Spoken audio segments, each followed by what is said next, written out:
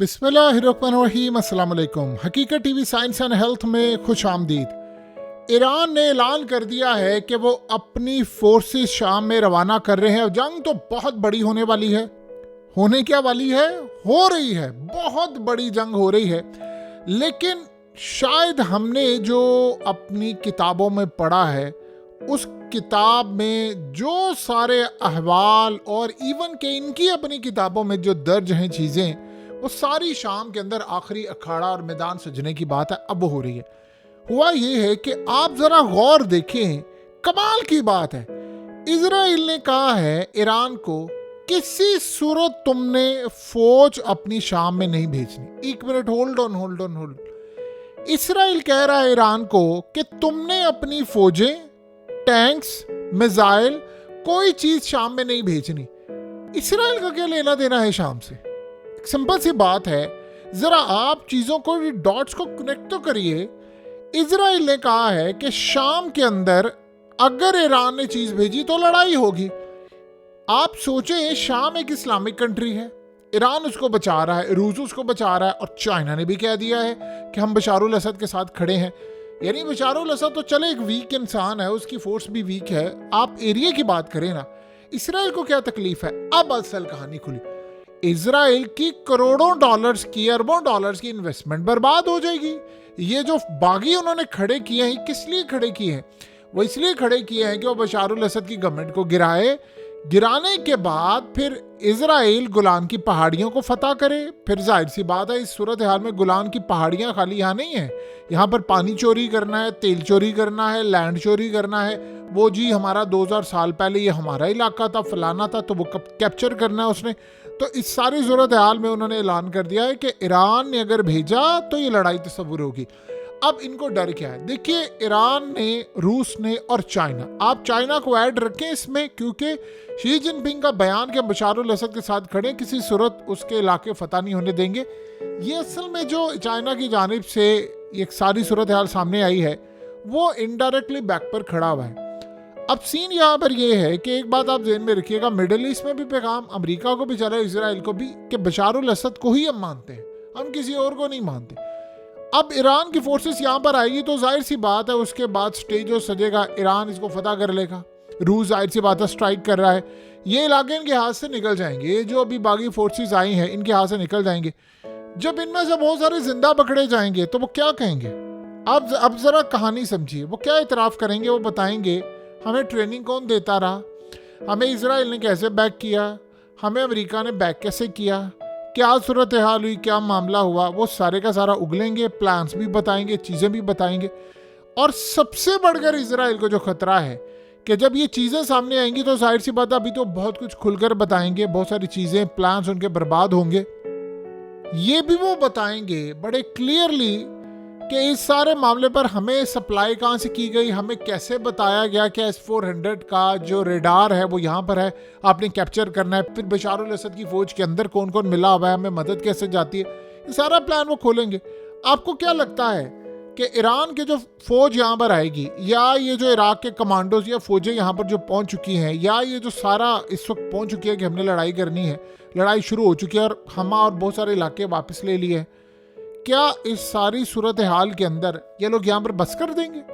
ये सबसे बड़ी बात है। ये इसराइल को, आप सोचें, इसराइल का क्या लेना दे रहा है शाम के साथ? यानी इसराइल का कुछ ताल्लुक ही नहीं बनता शाम के साथ। भाई तुम अपने मुल्क के अंदर रह रहे हो, वो भी तुमने शाम का और फलस्तीन का चोरी किया हुआ है। चले फिलहाल तुम्हारा मुल्क है, अपनी साइड पर हो, वैसे वो तुम्हारा नहीं है, लेकिन तुम्हारा क्या लेना देना?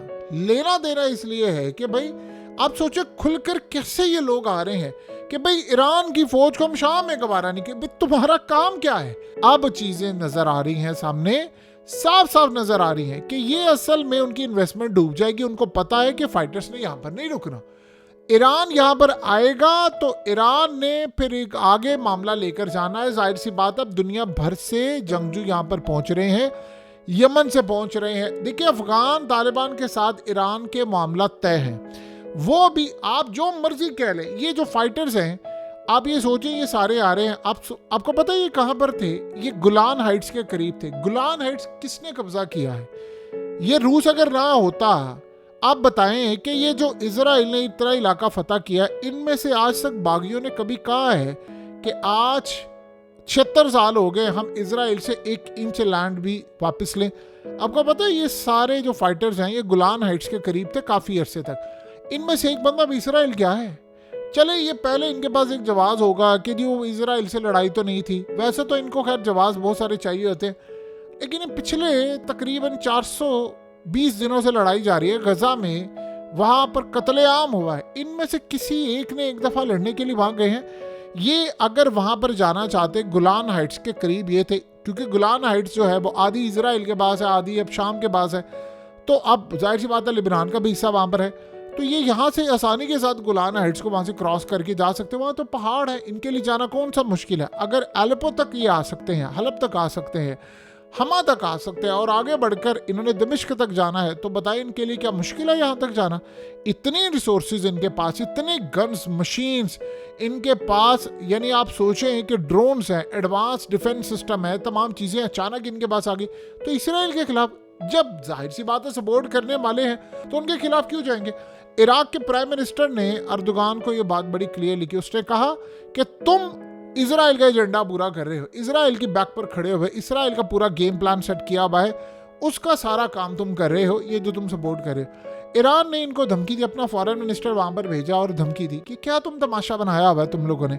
और उसके बाद आप देखिए कि पुतिन ने अर्दोगान को कॉल की, उसने भी यही बात की। पुतिन ने बड़ा क्लियरली कहा है कि जो तमाशा है ये आप बंद करें, ये बर्दाश्त नहीं करेंगे, मैं इसको ख़त्म करना चाहता हूँ। तो आप इस सारी सूरत हाल में ज़रा चीज़ों का अंदाज़ा लगा ले। सारे डायरेक्टली कह रहे हैं, तुर्की को कह रहे हैं, इसराइल को तो वो कह ही रहे हैं, अमेरिका को तो वो कह ही रहे हैं। आप सोचें अमेरिका इनको हिट करना शुरू कर दिया, अब अमेरिका का प्लान है कि आगे हमने ईरान को हिट करना है।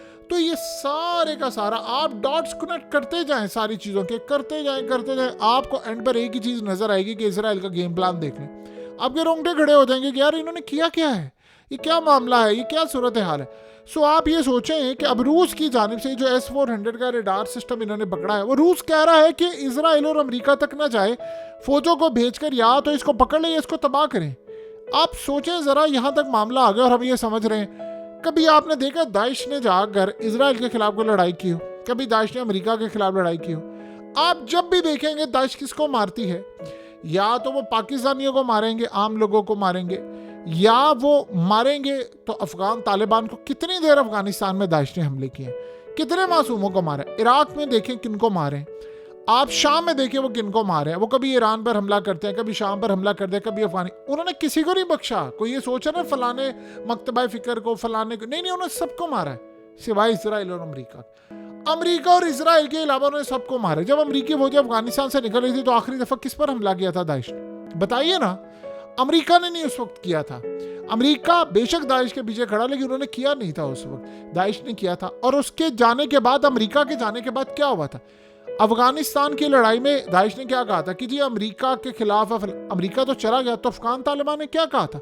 उन्होंने कहा दाइश वालों को कि अब क्यों लड़ रहे हो? वो अफगान तालिबान को मारे थे, उनको भी वो कहते हैं हम तुम्हें समझते ही नहीं है कि तुम्हारा कोई दीन से ताल्लुक है। ये लेवल है उनका। तो अब ये दाइश पार्ट 2 है। आप इनसे कई ना जरा इसराइल में जाकर लड़े। आप यकीन कीजिए ये सारे फाइटर्स, ये जो बागी हैं, ये आज़ाद करवा दे फ़लस्तीन, ये आज़ाद करवा दे गजा को। आप यकीन कीजिए लोग खुद ही शाम से इनके साथ शामिल हो जाएंगे। इनको कहने की जरूरत नहीं, लोग इवन के ईरान भी शामिल हो जाएगा। ये शाम वाले भी, रूस भी बल्कि उनको सर पर उठा लेगा कि भाई तुम हमारे साथ मिल जाओ। अब जाए तो सही ना उधर, लेकिन इजराइल को अब तकलीफ हो रही है। नहीं, ईरान की फौजें यहाँ पर आ रही हैं तो हमारे लोग पकड़े जाएंगे, क्योंकि ईरान जो खेल करने के लिए आ रहा है वो कोई छोटा खेल नहीं है, वो बहुत बड़ा खेल है। देखिए शाम उसकी सांस है। ईरान ने क्या कहा है, ये आयतुल्ला ने क्या कहा है? उन्होंने कहा है कि शाम को खोना ही नहीं है किसी सूरत, क्योंकि उसके बाद फिर ईरान का नंबर है, इराक का नंबर है, ये सबको पता है। इसी तरह के फाइटर्स क्रिएट किए। आप सोचें, इन फाइटर से पूछें कि भाई दुनिया में तो चले आप बात कर लेना कि कश्मीर की या अफगानिस्तान की, हर एक की डायनामिक्स डिफरेंट है। और भाई तुम लोग यहाँ से इजराइल क्यों नहीं लड़ने के लिए जाते? जाओ ना तुम इजराइल, ये साथ ही तो है, तुम तो उसके बॉर्डर के साथ है, तो वहां से जाना तुम्हारे लिए कौन सा मुश्किल था? जैसे घात लगाकर यहाँ तक पहुंचे हो वहां पर भी चले जाते, लेकिन आज तक गए नहीं है। गजा में सिर्फ बयानात, यहाँ से अब ये जो ड्रोन्स हैं ये जो इस्तेमाल कर रहे हैं ड्रोन्स और ये सब कुछ करेंगे, बस इन्होंने कभी ये गोलान की पहाड़ियों में इजराइल की चेक पोस्ट है, वहां पर उनके छोटे अड्डे भी हैं, इन्होंने कभी मारा वहां पर? कभी भी नहीं। और रूस को अगर बचाना पड़ा, अगर रूस ना आता तो क्या था, आप ये दमिश्क आपके हाथ से निकल गया हुआ था। सो लिहाजा इस सारे मामले को जरा अच्छी तरह समझ लें। इजराइल क्लियरली इस सारी सूरत हाल के अंदर बिल्कुल क्लियरली अब खुलकर सामने आ गया और वो कह रहा है कि अब तुमने फौज भेजी तो लड़ाई होगी। यानी उसने बड़ा क्लियरली बता दिया कि भाई हम कहां पर खड़े हैं। आप यहां से अंदाजा लगा सकते हैं कि कैसे ये लोग खुलकर सामने आ रहे हैं, और हमने आज से कभी सोचा नहीं था। ये पहले छुपकर होता था काम, अब खुलकर होता है। हकीकत टीवी साइंस एंड हेल्थ की इस वीडियो के नीचे कमेंट जरूर कीजिए, अपनी राय का इजहार जरूर करें, और इस वीडियो को हर जगह शेयर करते हुए चैनल को सब्सक्राइब जरूर करें।